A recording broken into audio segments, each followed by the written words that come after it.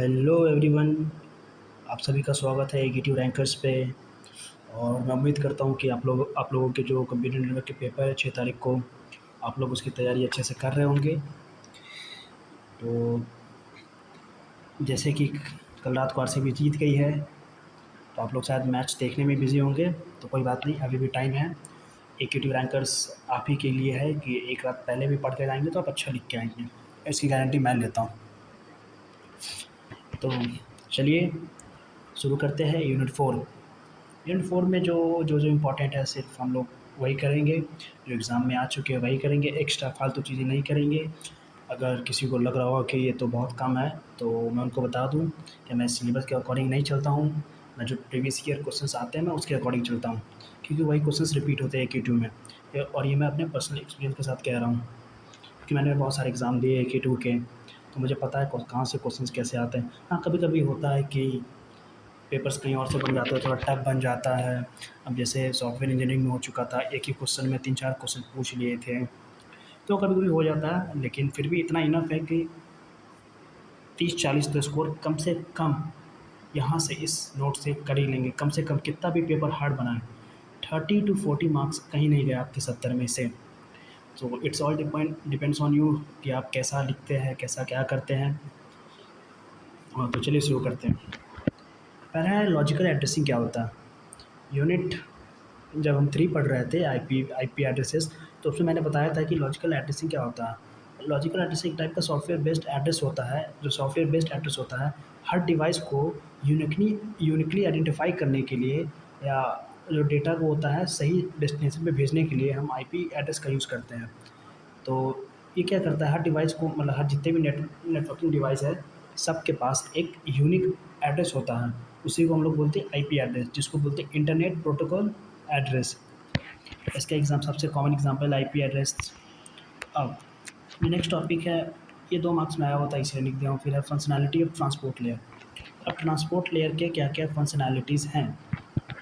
तो transport layer एक OSI का फोर्थ लेयर है। जैसे हम लोग को पता है कि ओएसआई का जो फोर्थ लेयर होता है हमारा ट्रांसपोर्ट लेयर है। तो इसका मेन काम होता है end to end communication manage करना।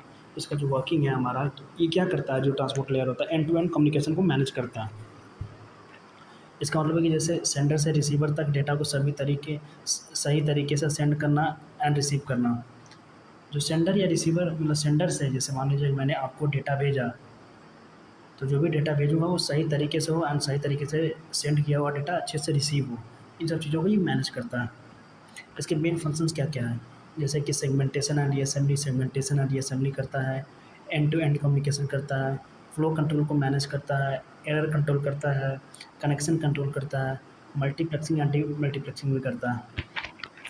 अब जो 2 नंबर में क्वेश्चन आया था, रेंजेस ऑफ आईपी एड्रेसेस क्या-क्या होते हैं class A, B, C and D का। तो बहुत सिंपल है, मतलब एक क्लास ए है आईपी एड्रेस, क्लास बी है, क्लास सी है, क्लास डी, तो उन सबके रेंजेस क्या-क्या है।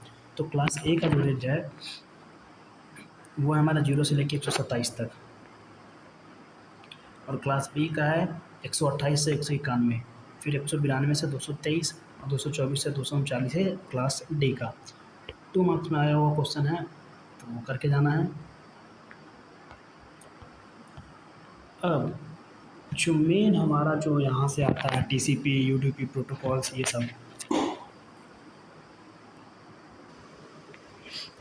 तो चलिए टीसीपी को समझते हो होता क्या। टीसीपी, ट्रांसमिशन कंट्रोल प्रोटोकॉल, ये क्या है, ये एक reliable and connection oriented protocol है जो ट्रांसपोर्ट लेयर पे काम करता है। टीसीपी हमारा ट्रांसपोर्ट लेयर पे काम करता है, और ये एक रिलायबल एंड कनेक्शन ओरिएंटेड है।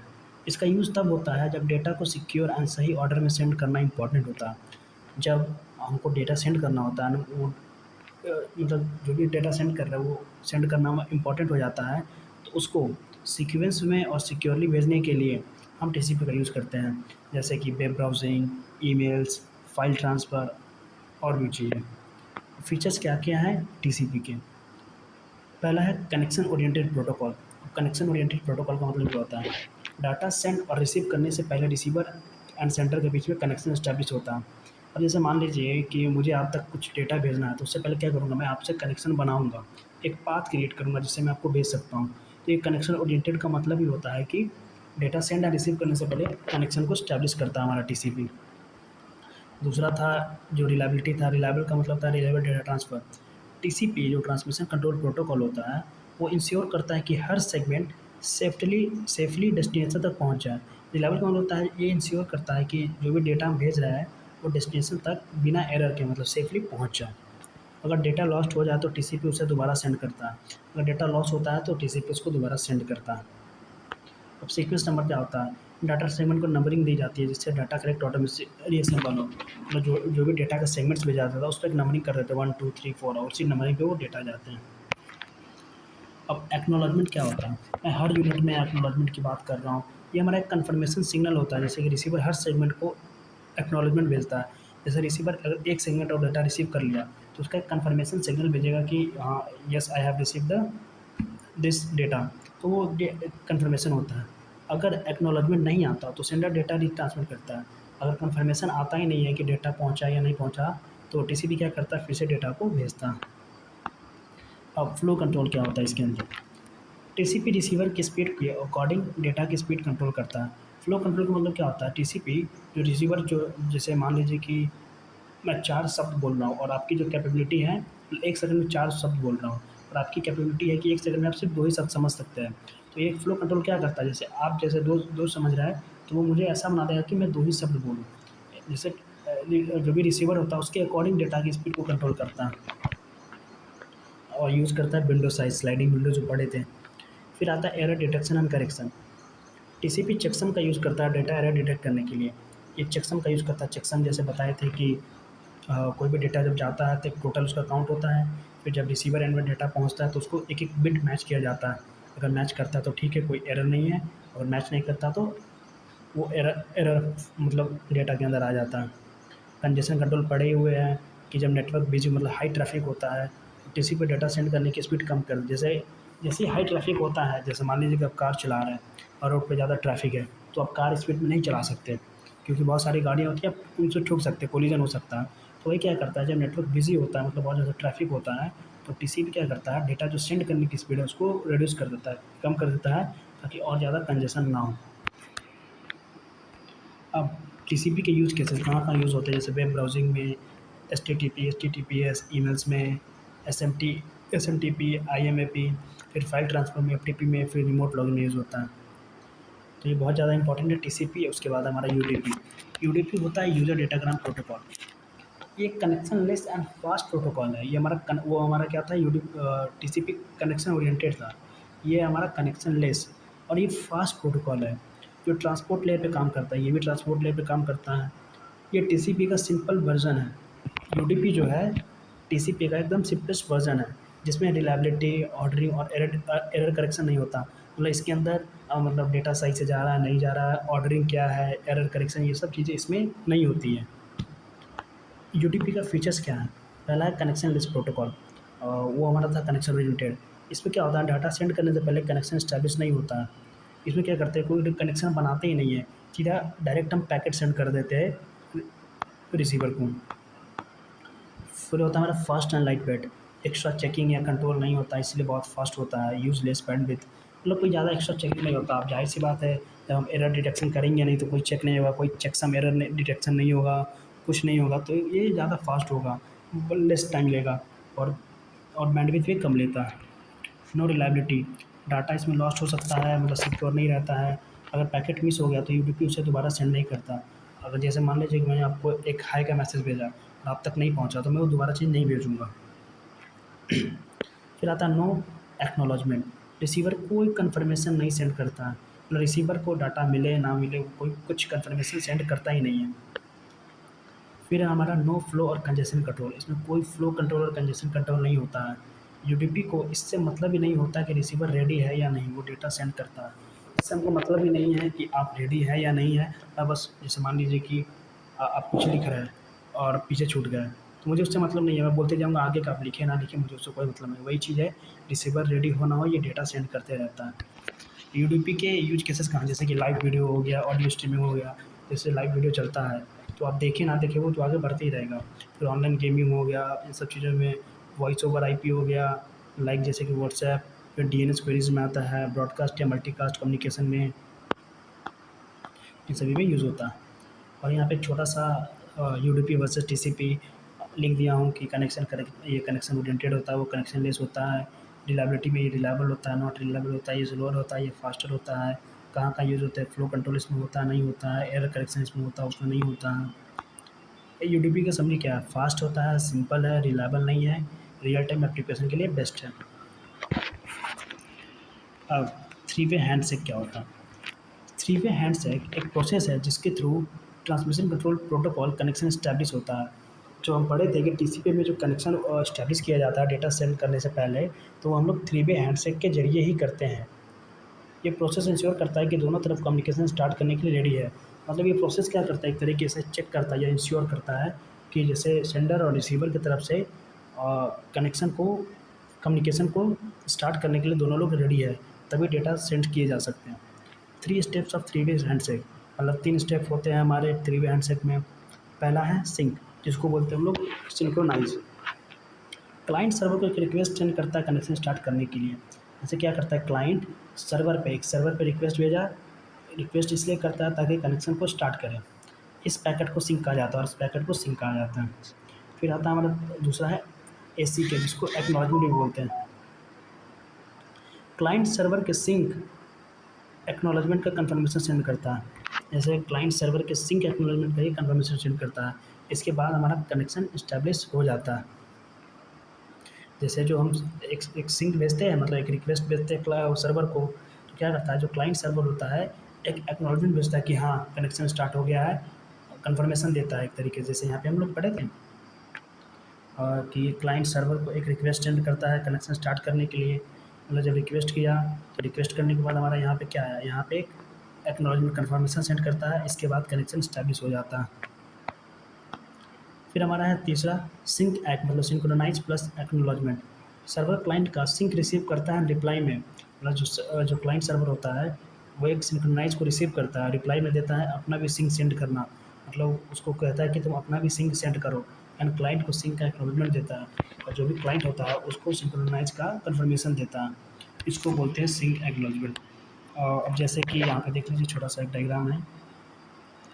ये क्या है, जो क्लाइंट है एक सिंक रिक्वेस्ट भेजा किसको, सर्वर को, सर्वर रिसीव किया, उसके बाद जब रिसीव करता है तो sends sync and send acknowledgement, मतलब सिंक एंड एक्नॉलेजमेंट को ये भेजता है कि हाँ हो गया। फिर ये क्या करता है कि एक्नॉलेजमेंट भेजता है, जो हमारा एक्नॉलेजमेंट रिसीव करता है, जिससे हमारा कनेक्शन स्टैब्लिश होता है। अब आता है हमारा स्टॉप एंड वेट प्रोटोकॉल। ये यूनिट थ्री में भी पढ़े, नहीं सॉरी यूनिट थ्री में भी पढ़े थे, लेकिन हम इसको अच्छे से पढ़ते हैं, वहाँ पे छोटे में पढ़े थे हम लोग। स्टॉप एंड वेट एक एरर कंट्रोल प्रोटोकॉल है। ये हमारा क्या है, एक एरर कंट्रोल प्रोटोकॉल है। जो भी एरर्स होती है, जो अकर होने वाली होती है, उसको कंट्रोल करने के लिए प्रोटोकॉल है। जो डेटा ट्रांसमिशन के लिए यूज़ होता है, इसमें सेंडर एक बार में एक ही डेटा फ्रेम सेंड करता है। जैसे जो डेटा ट्रांसमिट होने वाला है उसमें क्या होता है, सेंडर एक बार में सिर्फ एक ही फ्रेम को सेंड करता है, एंड रिसीवर उसका एक्नॉलेजमेंट आने का वेट करता है। एंड जो भी जैसे मान लीजिए कि हमने डेटा भेज दिया तो रिसीवर तक पहुँचा, तो सेंडर दोबारा डेटा भेजने से पहले वो वेट करेगा तब तक कन्फर्मेशन सिग्नल, जिसको एक्नॉलेजमेंट बोलते हैं, वो हमारे रिसीवर एंड से आना जाए। जब तक एक्नॉलेजमेंट नहीं मिलता, सेंडर नेक्स्ट फ्रेम नहीं भेजता। तो वही बात हो गई कि जब तक हमको सिग्नल नहीं मिलेगा दूसरा डेटा फ्रेम जाएगा ही नहीं। अब काम कैसे करता है ये, सेंडर सेंड से डेटा फ्रेम, सेंडर ने एक डेटा फ्रेम भेजा, receiver receive the frame and send acknowledgement, मतलब सेंडर जो रिसीवर था रिसीव किया और कन्फर्मेशन सिग्नल भेजा। जब सेंडर को एक्नॉलेजमेंट मिल जाता है देन वो नेक्स्ट फ्रेम भेजता है, जब मिल गया तो नेक्स्ट फ्रेम भेजता है। अगर एक्नॉलेजमेंट नहीं मिला तो सेंडर उस फ्रेम को अगेन से फिर से सेंड करता ताकि डेटा लॉस ना हो। फिर यहाँ पे एक छोटा सा डायग्राम है कि सेंडर ने डेटा भेजा, रिसीवर ने एक्नॉलेजमेंट भेजा, जब एक्नॉलेजमेंट मिला तो दोबारा डेटा भेजा, फिर ये इसका एक्नॉलेजमेंट भेजा, फिर ये डेटा भेजा, फिर इसका कन्फर्मेशन मेल आया। और जो इसके बीच में जो गैप है इसको बोलते हैं फ्लो कंट्रोल, जो कंट्रोल करता है कि किस स्पीड से वो कर रहा है। जैसे मान लीजिए कि यहाँ पे थोड़ा टाइम लिया, यहाँ पे ज़्यादा टाइम लिया, कम टाइम लिया। फ्लो कंट्रोल मतलब रिसीवर जिस टाइम स्पीड से डेटा को रिसीव करेगा उसके अकॉर्डिंग हम डेटा सेंड करेंगे। अब इसके फीचर्स क्या है, simple and easy to implement, मतलब बहुत ही सिंपल है, मतलब और इजी है इम्प्लीमेंट करना, इसको यूज़ करना। रिलायबल डेटा ट्रांसफ़र के लिए यूज़ होता है, मतलब सिक्योर डेटा सेंड करने के लिए यूज़ होता है। हर फ्रेम का एक्नॉलेजमेंट मिलता है इसमें, फ्रेम बाय फ्रेम हमको एक्नॉलेजमेंट मिलता जाता है कि एक फ्रेम भेजे, एक्नॉलेजमेंट मिला, फिर दोबारा डेटा भेजे, ऐसे ऐसे मिलते रहता है हमको। इसके डिसएडवांटेज क्या है, मतलब बहुत स्लो होता है, जब तक एक्नॉलेजमेंट नहीं मिलता है तब तक हम दोबारा डेटा भेजते ही नहीं हैं। टाइम वेस्ट होता है जब तक जब network when network is fast, जैसे मान लीजिए नेटवर्क फास्ट है और एक्नॉलेजमेंट मिला ही नहीं, तो टाइम एक तरीके से वेस्टिंग होता है। यूज़ कहाँ होता है, for small and simple communication system, मतलब छोटे और साधारण कम्युनिकेशन सिस्टम के लिए इसका यूज किया जाता है। अब हमारा है QoS, क्वालिटी ऑफ सर्विस। ये एक टेक्निक है जो नेटवर्क में डेटा को प्रायोरिटी के अकॉर्डिंग सेंड करने का काम करती है। क्वालिटी ऑफ सर्विस का मतलब क्या होता है, ये एक टेक्निक होता है जो नेटवर्क में, कंप्यूटर नेटवर्क में डेटा को प्रायोरिटी के, मतलब जिसको ज़्यादा प्रायोरिटी होगा उसके अकॉर्डिंग वो उसको सेंड करेगा। जा इससे इसका जो मतलब जो किस लिए यूज़ करते हैं, ताकि जो भी इंपॉर्टेंट एप्लीकेशन जैसे कि वीडियो कॉल्स हो गए, ऑनलाइन गेमिंग हो गए, ये सबका को बेटर परफॉर्मेंस मिल सके, इन सबको बेटर परफॉर्मेंस मिल सके। ये इंश्योर करता है कि network resources efficiently and smartly manage हो, मतलब ये इंश्योर करता है जो भी नेटवर्क के जो रिसोर्सेज है एफिशिएंटली एंड स्मार्टली मैनेज हो। एग्जांपल देता हूँ एक अच्छा सा, जैसे मान लीजिए कोई एक डेटा आया, और जो डेटा आया वो मतलब हम उसको बाद में भी देख सकते हैं, लेकिन वहीं पे एक और डेटा आया जैसे कि जो स्ट्रीम हो रहा है, स्ट्रीम का मतलब होता है रियल टाइम में वो डेटा आ रहा है। तो जो रियल टाइम में आ रहा है उसको तो हम बाद में नहीं देख सकते, तो क्या करता है क्वालिटी ऑफ सर्विस, जो रियल टाइम में डेटा आ रहा है जैसे कि वीडियो स्ट्रीमिंग ऑनलाइन, जैसे मान लीजिए कि यूट्यूब पे लाइव चल रहा है और आपने, जैसे एग्जांपल देता हूँ, जैसे मान लीजिए आपने यूट्यूब पे एक लाइव चल रहा है और एक गाना आपको सुनना है जो आप डाउनलोड करके अपने फ़ोन में सेव कर लिए, तो जो फ़ोन में सेव किए वो तो आप बाद में भी सुन सकते हैं गाना, लेकिन जो यूट्यूब पे लाइव आ रहा है उसको तो आप बाद में नहीं देख सकते हैं, अनटिल एंड अनलेस वो जब तक पब्लिश नहीं करता। तो जैसे बाद में जैसे मान लीजिए वो लाइव चल रहा है, लाइव पे तो अब नहीं देखेंगे तो छूट जाएगा, लेकिन जो गाना डाउनलोड किए उसको बाद में भी सुन सकते हैं। तो ये क्या करता है, उसको प्रायोरिटाइज़ कर देगा कि जो लाइव स्ट्रीमिंग आ रही है उसको प्रायोरिटाइज़ कर दिया कि नहीं पहले ये वाला चलेगा, उसके बाद वो चलेगा। तो यही ये इंश्योर करता है, जिससे क्वालिटी ऑफ सर्विस मेंटेन रहती है। अब इसका गोल क्या है, गोल है कि जैसे जो क्रिटिकल डेटा होता है उसको प्रायोरिटी देना, नेटवर्क कंजेशन को हैंडल करना, जैसे जो कंजेशन ट्रैफिक्स आ जाती है नेटवर्क में उसको हैंडल करता है, जो भी लैग एंड डिले होता है उसको मिनिमाइज़ करता है, रियल टाइम एप्लीकेशन को स्मूथ बनाना। इंपॉर्टेंट पैरामीटर क्या है इसमें, बैंडविड्थ। बैंडविड्थ का मतलब होता है कितना डेटा एक सेकंड में ट्रांसफ़र हो रहा है, मतलब how much data is transferring in a second, मतलब इसको बोल सकते हैं डेटा डेटा पर सेकेंड ट्रांसफ़र। अब लेटेंसी क्या होता है, लेटेंसी का मतलब डिले, डेटा को डेस्टिनेशन तक पहुंचने में कितना टाइम लग रहा है उसी को बोलते हैं लेटेंसी। जिटर क्या होता है, जिटर जिटर डिले का वेरिएशन होता है, मतलब डिले का एक टाइप का मतलब डिले मतलब कितने कितनी देर की वजह से, मान लीजिए कि पहला डिले हुआ 2 सेकंड में, तीसरा डिले हुआ 1 सेकंड में, चौथा डिले हुआ 4 सेकंड, ये जो वेरिएशंस है इसी को बोलते हैं जिटर्स। फिर आता है हमारा पैकेट लॉस, कितने पैकेट बीच में खो गए, मतलब जब डेटा जब भेजा जा रहा था तो उसके बीच में कितने पैकेट्स लॉस्ट हो गए, उसी को बोलते हैं पैकेट लॉस। एक अच्छा सा डायग्राम बना दिया गया जैसे कि वो है रिलायबिलिटी, मतलब एफिशिएंटली एंड स्मार्टली डेटा को और सिक्योरली डेटा को ट्रांसमिट करना, डिले जो टाइम लगता है डिले होने में, जिटर जो वेरिएशंस है डिले में, बैंडविड्थ मतलब कितना कितना नंबर ऑफ डेटा हम पर सेकंड सेंड कर दे रहे हैं, और ये पैकेट लॉस भी, ये सब चीज़ों को कर देंगे। तो यहीं पे हमारा ख़त्म होता है। और आप सभी को अगर नोट्स चाहिए, बहुत लोग कहते हैं नोट्स नहीं मिल रहा, नोट्स नहीं मिल रहा, तो आप टेलीग्राम पे जाएंगे, सर्च करेंगे के ट्यू रैंकर्स,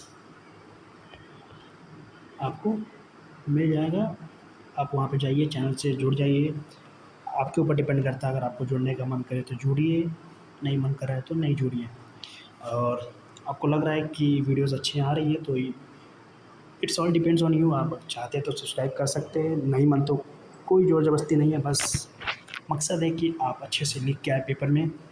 और अगर आप चाहते हैं कि टेलीग्राम तो मैं यूज़ ही नहीं करता, बहुत लोगों को प्रॉब्लम होता है, तो आप सिंपली यहाँ पे जाएंगे, सर्च करेंगे एकेटिव रैंकर्स, और ये वाली जो वेबसाइट है ये एकेटिव रैंकर्स की ऑफिशियल वेबसाइट है।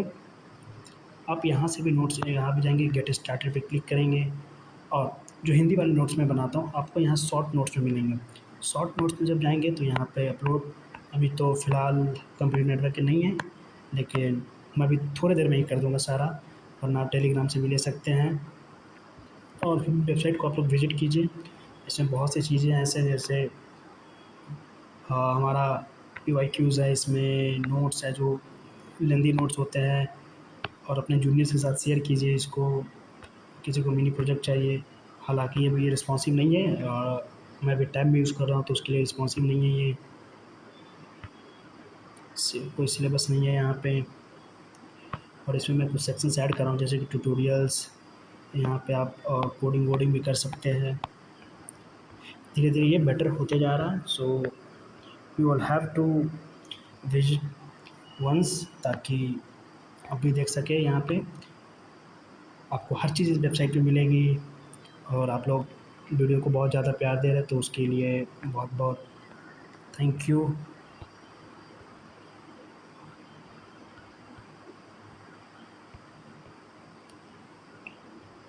Thank you so much. और अपने जूनियर्स के साथ भी शेयर कर दीजिएगा, क्योंकि फोर्थ और सेकेंड सेमेस्टर का एग्ज़ाम शुरू होने वाले 27 तारीख से, उनके लिए भी नोट्स आ जाएंगे। सो अच्छे से तैयारी कीजिए, and very best of luck for it exam. और अगर आप चाहते हैं कि अच्छा स्कोर करें तो आप सिलेबस के अकॉर्डिंग पढ़ सकते हैं। जो जो टॉपिक छोटे हैं आप उसको एक बार देख लीजिए, लेकिन मेरे अकॉर्डिंग जितना भी पेपर हुआ है, लगभग जितने मैंने कराया उसमें से लगभग लगभग क्या 80 to 90% आ ही जाते हैं। बोले इतना तो आ जाता है कि आप 30-40 नंबर का स्कोर कर सकते हैं। So thank you so much.